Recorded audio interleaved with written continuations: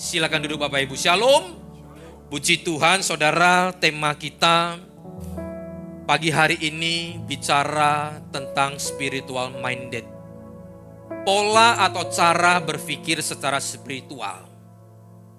Tema ini saudara adalah subtema daripada Roh Kudus dan kehidupannya. Kenapa saudara Roh Kudus itu dan kehidupannya? Karena menjadi Kristen bukan sekedar kita percaya, tapi bagaimana kita menghidupi percaya itu. Sehingga itulah yang dikatakan kehidupan. Bukan sekedar kita mempunyai agama Kristen, tetapi bagaimana kita menghidupi kekristenan kita. Itulah kehidupan. Seumpama saudara, Yesus datang hanya untuk mendirikan agama atau menjadikan kita percaya. Hari ini saudara dan saya tidak perlu diberikan Roh Kudus. Karena Roh Kudus itu memaintain kita bagaimana kita tetap ada di dalam keselamatan itu. Bagaimana kita tetap ada di dalam percaya kita itu. Itulah fungsi dari Roh Kudus. Makanya 3 pribadi ini saudara mempunyai tujuan satu, yaitu menyelamatkan. Tapi caranya berbeda. Di mana Allah itu sebagai Bapa, Dia yang merencanakan keselamatan setelah manusia jatuh dalam dosa. Yesus itu yang melaksanakan, menggenapinya. Allah itu roh. Dia tidak bisa mati saudara. Sehingga dia harus turun menjadi manusia. Sehingga dia mati di atas kayu salib. Itulah Yesus dengan tubuhnya. Setelah Yesus naik ke sorga, dia memberikan rohnya yang kudus. Untuk apa? Untuk memaintain keselamatan kita. Makanya Roh Kudus itu dikatakan dia mengajar. Dikala waktu kita salah, saudara, Roh Kudus itu memberitahu di dalam hati kita. Dia menginsafkan dosa dikala saudara dan saya, waktu kita jatuh di dalam dosa, Dia menginsafkan, Dia membersihkan kembali dosa-dosa di dalam kehidupan kita. Dia menolong kita dikala saudara perlu ditolong. Dikala kita mengalami kesulitan, Dialah yang menolong kita. Sehingga kita tidak terbawa oleh arus dunia. Sehingga keselamatan kita harus kita maintain melalui Roh Kudus ini. Nah, makanya pentingnya bagaimana kita menghidupi kekristenan kita. Mari kita lihat dulu firman Tuhan di dalam Roma 8 ayatnya yang ke-6. Roma 8 ayatnya yang ke-6 dikatakan, karena keinginan daging adalah maut, tetapi keinginan roh adalah hidup dan damai sejahtera. Saudara patut ketahui bahwa di dunia ini ada 2 keinginan di dalam hidup kita, hidup orang percaya nih. Kalau dulu belum percaya cuma ada 1 keinginan, yaitu keinginan daging dan keinginan dosa. Dan setan intervensi di sana, cuma itu. Pak, ada orang buat baik Pak, itu memang dosa. Gak kenal Tuhan loh Pak. Baik dengan didasari dengan motif tidak baik, itu bukan kebaikan. Saya nolong dia karena dia bisa nolong saya. Saya nolong dia supaya dosa saya dihapus. Saya nolong dia supaya saudara dosa kita diringankan. Menurut saya itu bukan kebaikan. Justru itu kejahatan di mata Tuhan. Karena nolong orang ingin satu tujuan. Makanya saudara sebelum kita mengenal Tuhan hanya satu keinginan kita. Keegoisan kita, dosa. Dan semuanya itu tidak berkenan dan benar di hadapan Tuhan. Tapi selamanya saudara ada di dunia, keinginan-keinginan ini selalu ada. Karena kita hidup dengan daging kita. Tetapi kabar gembiranya adalah Roh Kudus itu diberikan kepada kita. Sehingga ada keinginan roh. Roh Kudus yang mendorong kita, mengingatkan kita, memberi kekuatan kepada kita, menyadarkan kita. Itulah saudara sejak kita waktu percaya kepada Tuhan. Tinggal sekarang kita mau ikut yang daging atau ikut yang roh. Paulus pernah mengatakan toh, keinginanku adalah ingin berbuat baik. Karena dia sudah percaya Tuhan. Sejak perjumpaan dia dengan Tuhan Yesus, perjalanan dia ke Damsik, dia dijamah Tuhan, dia ketemu Tuhan Yesus. Tapi sebelum itu, membunuh, membinasakan, menghancurkan. Tapi menurut dia itu baik. Karena barang siapa saudara yang tidak ikut Tauratnya, atau mengakui Yesus adalah Tuhan, itu musuhnya. Jadi satu tujuannya hanya untuk membunuh, membinasakan. Menurut dia baik, tapi baiknya salah toh. Tapi begitu dia berjumpa dengan Tuhan, dia tahu memang masih ada daging keinginan. Tapi niat baik keinginannya itu selalu ada. Tetapi yang keluar itu selalu jahat. Artinya saudara, selama kita menghidupi dunia ini dengan tubuh kita ini, keinginan daging dan keinginan roh itu ada di dalam kehidupan kita. Nah sekarang yang menjadi pertanyaan itu, apa arti dari keinginan daging dan keinginan roh? Coba kita lihat terjemahan Inggrisnya. Roma 8 ayat yang ke-6 di dalam terjemahan Inggris begini. For to be carnally minded is death, but to be spiritually minded is life and peace. Rupanya keinginan daging carnally minded ini cara berpikir duniawi. Makanya Tuhan pernah ngomong begini, barang siapa bersahabat dengan dunia, dia sedang menjadikan dirinya musuh Tuhan. Jikalau dia mengasihi dunia, kasih Bapa tidak ada pada dia. Dunia itu apa sih? Dunia itu memang dunia isinya ini bukan. Tetapi konsep cara berpikirnya itu duniawi. Itu maksudnya. Ada nggak di gereja? Mohon maaf, saya katakan ada. Ada nggak pada hamba Tuhan? Mohon maaf, saya katakan ada. Ada nggak yang ngajarnya tentang cara dunia? Ada. Teologi kemakmuran. Loh Pak, memang orang Kristen nggak boleh makmur. Makmur itu boleh dan sangat boleh. Tapi kalau sudah teologi kemakmuran, apa yang dia baca, apa yang dia tafsir, semua mengarah kepada kemakmuran. Kepada hal-hal fisik dan materi, itu yang gak boleh. Ketuklah maka pintu dibukakan. Carilah maka engkau akan mendapatkan. Berdoalah engkau maka menerima. Apa konsep kita mengenai kalimat ayat itu? Selalu yang diajarkan adalah bagaimana kita minta kepada Tuhan tentang hal-hal materi, tentang hal-hal jasmani. Tetapi kalau kita baca di ayat selanjutnya, saudara, itu mengajarkan kepada kita bagaimana kita minta Roh Kudus untuk menuntun langkah kita. Karena Tuhan, saudara, tahu yang terbaik buat kita. Jikalau Bapak dunia saja, waktu kita meminta roti, tidak mungkin dia kasih yang namanya batu. Kalau dia minta telur, gak mungkin dikasih kalajengking. Kalau saya boleh tambahkan, kalau anak-anak tua minta madu, gak mungkin dikasih racun. Itu Bapak dunia, apalagi Bapak di sorga. Saudara, saya mau tanya, kalimat ini kalau kita masih punya carnally mindset, maka apa yang kita pikirkan? Kalau saja Bapak dunia bisa kasih madu, ini mungkin STMJ, susu telur madu jahe. Lebih lengkap, lebih komplit. Kalau saja Bapak dunia bisa kasih saya merek ini, Bapak di sorga bisa kasih saya merek yang lebih hebat. Itu minded duniawi, saudara. Tapi mindednya Tuhan, spiritual minded bukan begitu. Spiritual minded itu begini. Bapak di sorga, boleh nggak saya punya keinginan punya mobil?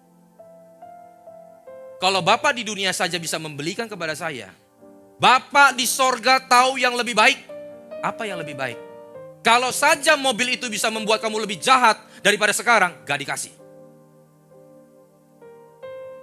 Halo? Baik mana saudara? Baik yang dunia atau baik yang ini?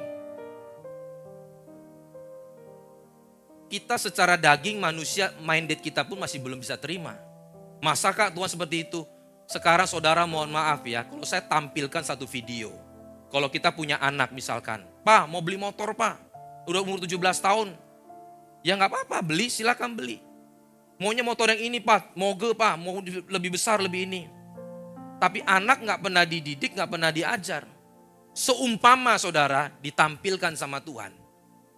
Dia ngebut dengan kencang, tabrakan. Seumpama nih contoh, ditampilkan. Saudara hari itu beliin gak? Dan kita akan ngomong Bapa di sorga begitu baik. Tuhan rupanya kasih visi penglihatan bisa begini. Itu Bapa di sorga. Tuhan lebih tahu dari segalanya. Tapi kita manusia tetap harus minta tuntunan dan hikmat Tuhan. Bagaimana mengaturnya? Terkadang konsep kita, kalau kita mengatakan Tuhan baik itu selalu dengan apa yang kita mau. Apa yang kita doakan Tuhan jawab. Itulah yang dikatakan carnally minded. Yaitu berpikir, cara berpikir konsepnya itu duniawi. Selalu dilihat dengan cara fisik dan jasmani. Di dalam 1 Yohanes 2 ayat yang ke-16 kita lihat. Sebab semua yang ada di dalam dunia, yaitu keinginan daging, keinginan mata, serta keangkuhan hidup, bukanlah berasal dari Bapa, melainkan dari dunia. Ada kata dunia 2 di sana saudara. Apa yang ada di dalam dunia, kalau itu keinginan daging dan keangkuhan hidup, dan keinginan mata, itu bukan dari Tuhan, tapi dari keinginan dunia. Saudara juga pasti pernah mendengar, karena begitu besar kasih Allah akan dunia ini, maka dia mengaruniakan anaknya yang tunggal. Sama-sama kosmos tetapi pengertiannya beda. Nah makanya kalau sampai di sini, saudara dan saya harus melihat teks. Maksud apa di dalam teks itu. Sehingga kita perlu baca ayat sebelumnya dan ayat sesudahnya. Sehingga kita bisa tahu, oh rupanya yang di dalam 1 Yohanes itu kosmos yang dimaksud itu adalah sistem dunianya, konsepnya. Yang sudah tidak lagi di dalam kebenaran, yang sudah jatuh di dalam dosa. Nah itulah yang mempengaruhi mindset kita. Dengan latar belakang, budaya, tradisi, ajaran saudara yang sudah berdosa ini akan mempengaruhi kita. Tetapi waktu Tuhan katakan karena begitu besar kasih Allah akan dunia ini, itu maksudnya isinya, kita. Tuhan mengasihi kita sehingga dia datang ke dunia ini menyelamatkan kita. Tapi yang tidak boleh kita ikutin adalah konsepnya, sistemnya. Itu yang duniawi. Carnally mindset. Itu yang gak boleh Bapak Ibu.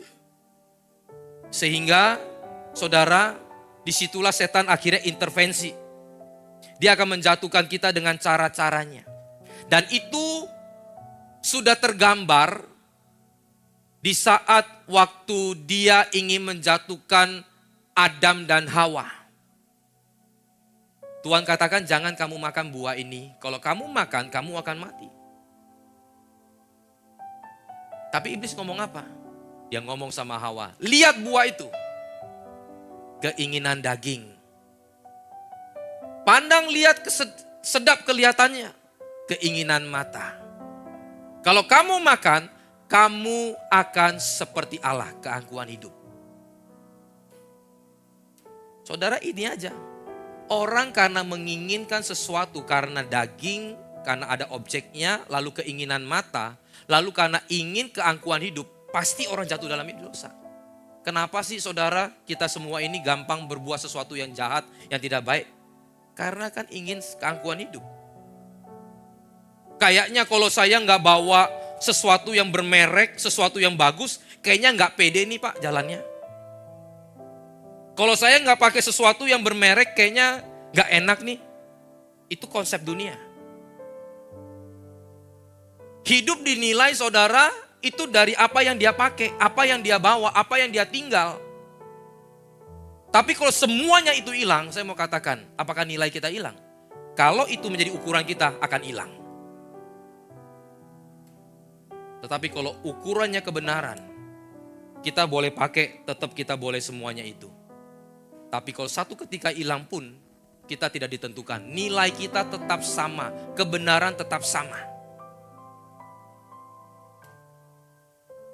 Dan terbukti, waktu Yesus turun ke dunia ini, setan juga mencobai dengan cara yang sama.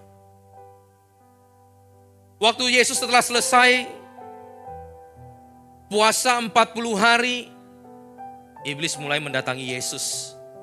Caranya, konsepnya, sistemnya, sistematisnya sama. Makanya konsep itu sistem. Roba batu ini menjadi roti, daging. Kalau kamu menyembah aku, lihatlah dunia ini, keinginan mata. Maka aku akan memberikan kepadamu.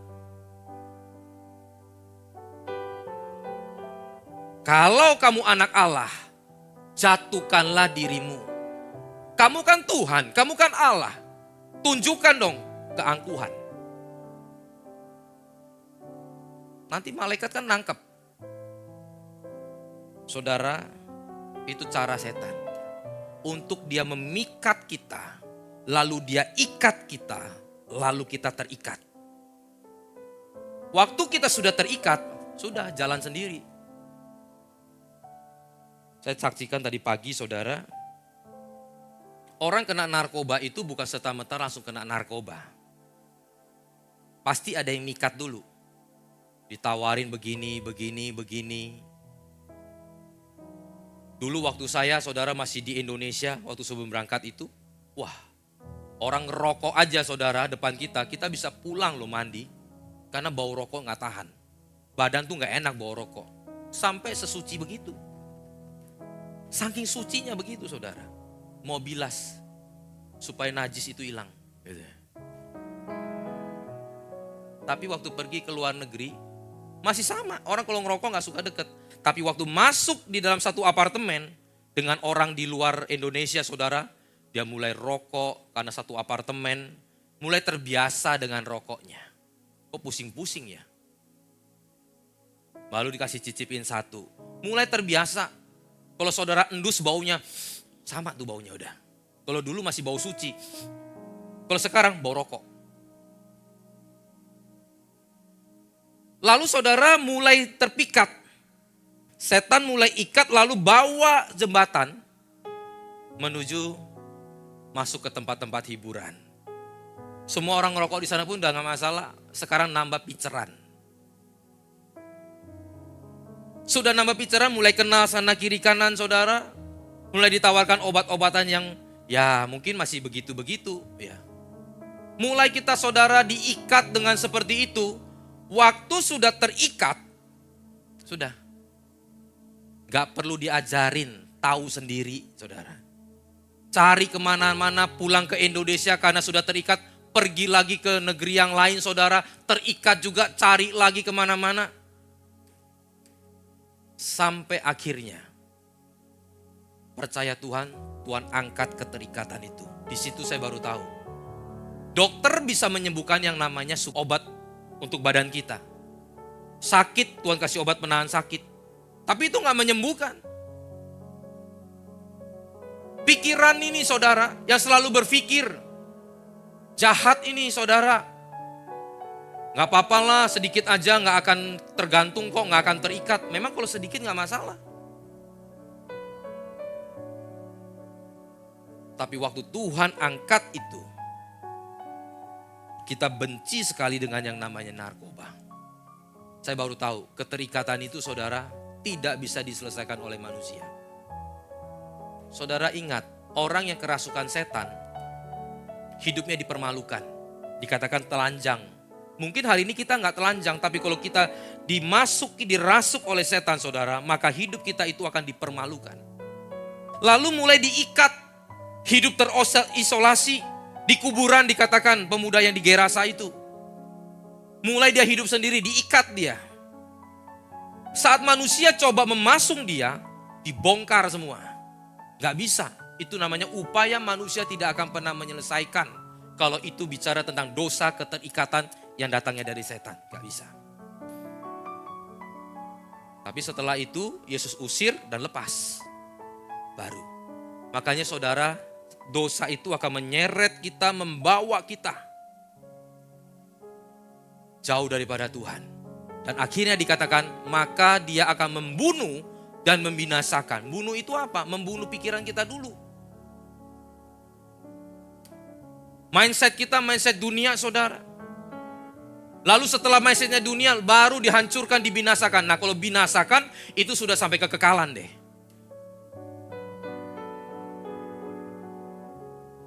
Tapi luar biasanya Tuhan ngomong apa? Manusia itu hidup bukan dari roti saja. Tapi setiap firman yang keluar dari mulutnya Tuhan. Kita hidup bukan daging aja.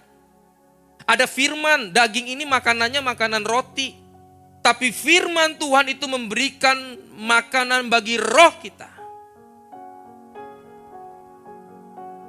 Makanan roh itu apa? Setiap firman yang keluar dari mulutnya Allah. Allah itu apa? Allah itu kebenaran. Sehingga saudara, firman Tuhan itu saya mau katakan bukan sekedar firman Tuhan yang ya banyak orang mengklaim itu firman Tuhan. Tapi kalau teologi kemakmuran dan lain sebagainya, menurut saya di tangan siapa Alkitab, di tangan siapa dia menafsir, di pikiran siapa dia menafsir, itu Alkitab bisa dibawa kemana-mana. Makanya firman Tuhan dengan jelas mengatakan yang keluar dari mulutnya Allah. Tadi sudah saya kasih contoh. Obat yang kita makan untuk menghilangkan rasa sakit itu tidak menyembuhkan loh. Saudara boleh substitusi pakai obat apapun. Kalau itu hanya statusnya painkiller, itu nggak menyelesaikan masalah. Betul ya? Kita kalau sakit dengkul, kita sakit pinggang, kita sakit kepala. Lalu kita makan obat yang menghilangkan sakit. Saya mau tanya, itu sakit hilang nggak? Hilang. Tapi menyembuhkan nggak? Nggak. Bahkan saya mau kasih tahu. Kenapa Tuhan ciptakan di dalam tubuh kita itu kita bisa merasakan sakit. Justru sakit itu alarm bagi kita untuk memperbaiki. Kalau saya sakit pinggang di sini, saudara jangan makan painkiller terus, hilang sakit. Tapi justru diberitahu di sini ada masalah, ginjalnya kah, apanya kah, ya harus dicek. Nanti diperbaiki. Nah, firman Tuhan juga sama datang kepada kita, bukan saudara, mohon maaf. Ada yang hanya suka lucu-lucu, refreshing. Jadi refreshing itu tidak menyembuhkan. Refreshing itu hanya merefreshing roh kita atau jiwa kita lebih tepatnya. Pikiran kita refreshing. Tapi gak memperbaiki. Tapi firman Tuhan yang kebenaran itu, dia akan masuk sampai ke dalam, bahkan dikatakan dia akan memisahkan jiwa dan roh. Jiwa itu bisa diselesaikan dengan refreshing. Saudara baca buku, pergi jalan-jalan, dengar guyonan, semua ini bisa selesai. Tapi roh, ini harus firman Tuhan. Dan akhirnya roh ini yang akan membackup jiwa kita. Makanya saudara, mohon maaf lagi, saya sering ngomong mohon maaf, takut tersinggung Bapak Ibu. Kalau kita pergi ke psikiater, itu yang diselesaikan jiwa kita. Tanpa dia mengenalkan Tuhan kepada orang tersebut, manusia coba menyelesaikan manusia, masalah gak akan pernah selesai. Dengan tekniknya, dengan pelajarannya tidak akan pernah selesai. Itu hanya saudara dibuka tetapi tidak ada solusi membereskannya.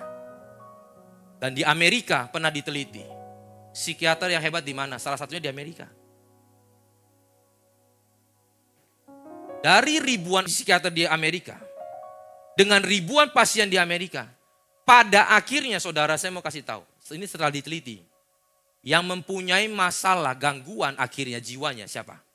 Psikiaternya, bukan pasiennya. Saudara boleh searching nanti. Itu saya baca di tahun 2000-an. Artinya manusia tidak akan bisa merubah manusia. Karena manusia tidak menciptakan manusia. Tuhanlah yang menciptakan manusia. Dia tahu bagaimana memperbaikinya. Firman Tuhanlah itu yang memperbaiki kita.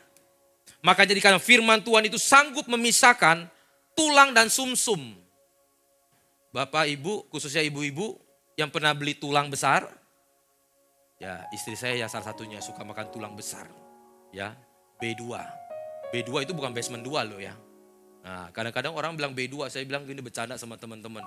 Ini B2 pasti steril. Cuma orang percaya aja yang di sini. Loh kenapa? Karena B2. Orang lain gak berani turun. Karena haram B2. Nah, jadi orang percaya pakai di sini pasti aman. Joking saudara. Tulang besar sama sumsum yang ada di dalamnya. Saudara bisa pisahkan? Godok, presto sampai sebagaimanapun dia tetap lengket. Kita bersihkan pakai sendok pun sebagaimana, kita sedot bagaimanapun tetap lengket. Firman Tuhan itu bisa memisahkan tulang sama sumsumnya sampai bersih. Itu kedahsyatan firman Tuhan bisa mengorek apa yang salah di dalam hidup kita, hati kita sampai memisahkan tulang dan sumsum. Kenapa kita gak mencintai firman Tuhan hari ini? Saat kita mencintai firman Tuhan, saya mau katakan maka yang jahat itu akan hilang. Otomatis saudara, yang jahat itu akan hilang. Saat kita mendekat kepada Tuhan, maka yang jahat itu akan hilang. Makanya Tuhan datang ke dunia ini, dia bukan meniadakan Taurat, tapi dia menggenapinya. Kalau hukum Taurat mengatakan jangan. Jangan membunuh, jangan mencuri, jangan berzina, jangan berdusta. Jangan saudara. Tapi waktu kita belajar mengasihi Tuhan dan melakukan perintahnya, maka ini otomatis akan hilang. Artinya apa? Artinya kita harus mempunyai spiritual minded tadi. Yang kedua, itu bicara tentang spiritual minded. Karena keinginan roh itu akan memberikan hidup dan damai sejahtera di dalam kehidupan kita. Nah, apa itu hidup? Saya mencatat. Kata hidup itu ada 3, yaitu hidup secara bios. Makanya ada kata biologi, tubuh. Bios, bioskop yang bisa terlihat, artinya jasmani ini. Lalu yang kedua ada namanya suke. Bukan sioke loh. Suik. Wah, jadi suike lagi saudara. Suke ini artinya apa? Artinya jiwa, psikologi manusia yang ada di dalamnya, itu pikiran, emosi, dan kehendak. Tapi yang Tuhan katakan, aku memberikan kamu hidup, itu ditulis dengan kata zoe. Yang artinya hidup kerohanian yang berkualitas. Nah ini, waktu kita punya spiritual minded, maka saudara dan saya akan mempunyai yang namanya kehidupan rohani secara spiritual dan akan membawa kita menjadi orang yang berkualitas.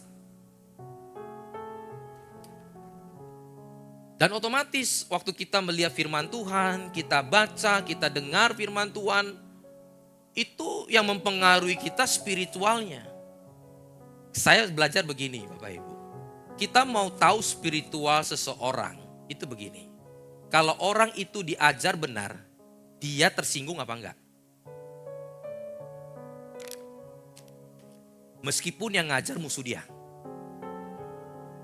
Itu bisa kelihatan spiritual orang itu. Saya belajar ini karena saya punya pengalaman. Waktu saya sudah percaya Tuhan, saudara, saya berjumpa dengan satu orang, ceritanya panjang saudara, tapi dia begini. Singkat cerita, ini orang memang ya datang dengan niat tidak baik begitu saudara. Ya, datang dalam keluarga saya, dia cari keluarga saya bilang nggak ada. Ya udah, nanti kasih surat. Waktu saya kasih tangan kiri begini ke dia. Suratnya kan sudah saya ini toh. Dia kasih saya mau ambil pakai tangan kiri. Kamu ini nggak sopan ya. Ambil tuh pakai tangan kanan. Saudara, waktu dia ngomong begitu, ini saya sudah percaya Tuhan dan saya tahu bahwa ada Roh Kudus yang memberikan kekuatan. Dia ngajar benar. Saya ambil tangan kanan. Waktu saya mau ambil tangan kanan, apa yang dia lakukan? Dia lepas. Ambil. Waktu saya ngambil itu mata berkaca-kaca saudara. Untung ada urapan Roh Kudus. Kalau urapan orang Medan saudara yang keluar, ini bahaya. Ini urapan Roh Kudus. Ya. Saya ambil. Saya taruh saudara. Terima kasih Pak. Nah sehingga di situ saya belajar. Orang yang dipengaruhi oleh spiritual minded, cara berpikir rohani, orangnya gak akan tersinggung kalau orang ngomong benar. Asal ngomong benar ya. Kalau gak ngomong benar ya kita diskusi. Tapi kalau orang itu negur kita untuk mendewasakan kita, salah ya kita ngomong salah. Kenapa harus tersinggung? Itu menandakan bahwa cara berpikir rohaninya itu belum kena. Tapi hari ini kalau ada jemaat yang ngomong ke pendeta, ada orang teman pekerja mengingatkan, Bapak salah loh begini, Pak begini. Ya kita terima kalau salah. Kalau dia sampai ngomongnya itu karena ada maksud lain, biar dia urusan sama Tuhan. Tapi kalau ngomongnya gak benar, gak masuk akal, ya kita diskusi. Kan gitu. Nah itu spiritual minded saudara. Sehingga saudara lihat di dalam Yohanes 10 ayat yang ke-10. Saya kasih salah satu contoh. Pencuri itu datang hanya untuk mencuri, yaitu iblis ya, dan membunuh, membinasakan. Aku datang supaya mereka mempunyai hidup dan mempunyai dalam segala kelimpahan. Ini contoh ayat, ada begitu banyak contoh. Kita seringkali diajar hidup di sana, kelimpahan di sana apa? Materi lagi. Karena mindset lagi, duniawi lagi saudara.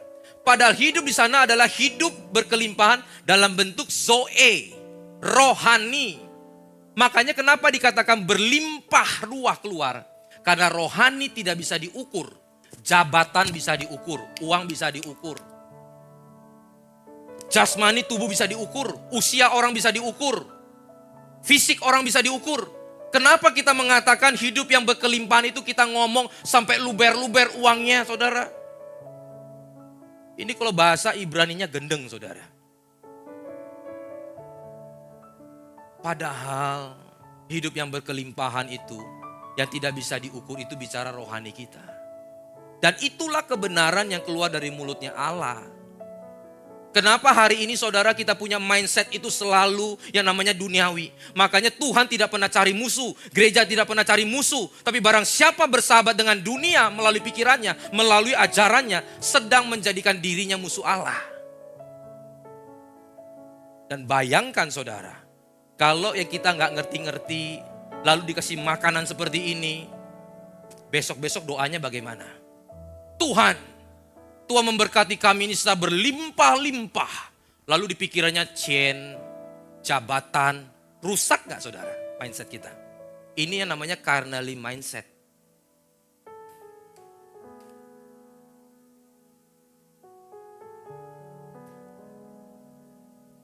Saudara pasti pernah mendengar yang namanya istilah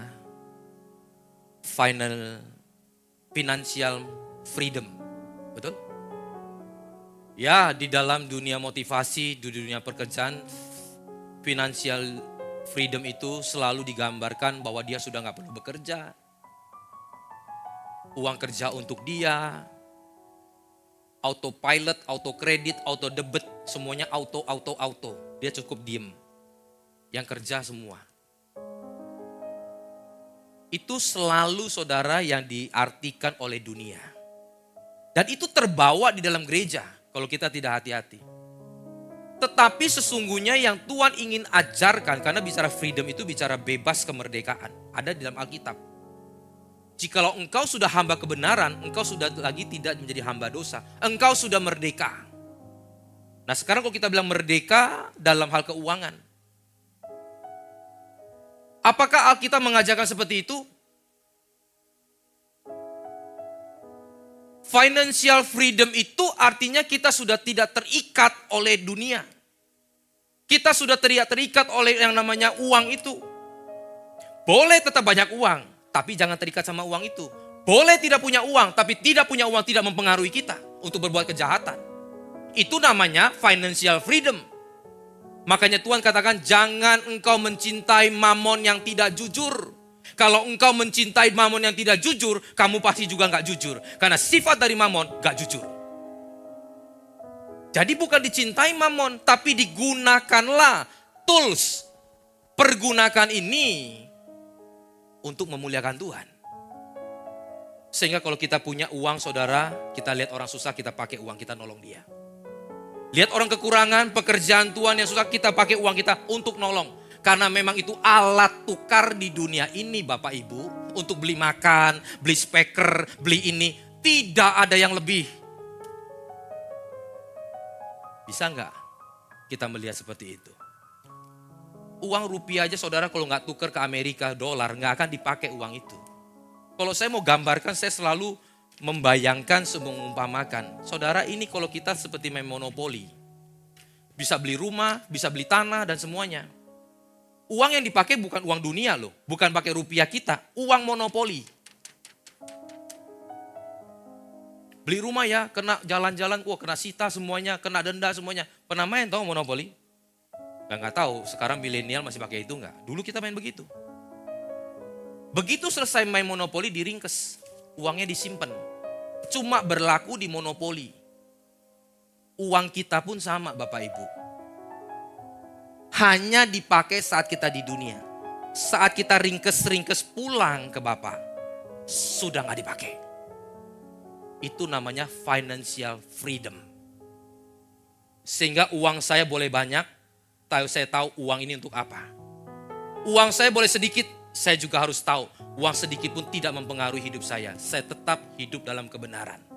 Karena sorga itu bukan bicara kaya miskin. Sorga itu bicara tentang kebenaran.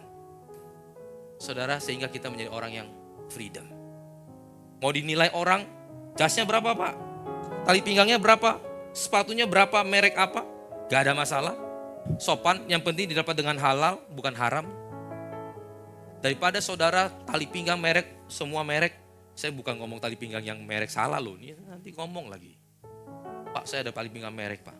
Silakan kalau dapatkan dengan halal, dengan levelnya masing-masing. Tapi itu tidak menjadi nilai kita, value kita. Gak ditentukan dari itu. Sehingga kita tetap freedom kemanapun. Tetap sopan, rapi, dan baik. Itulah yang dikatakan kita dimerdekakan.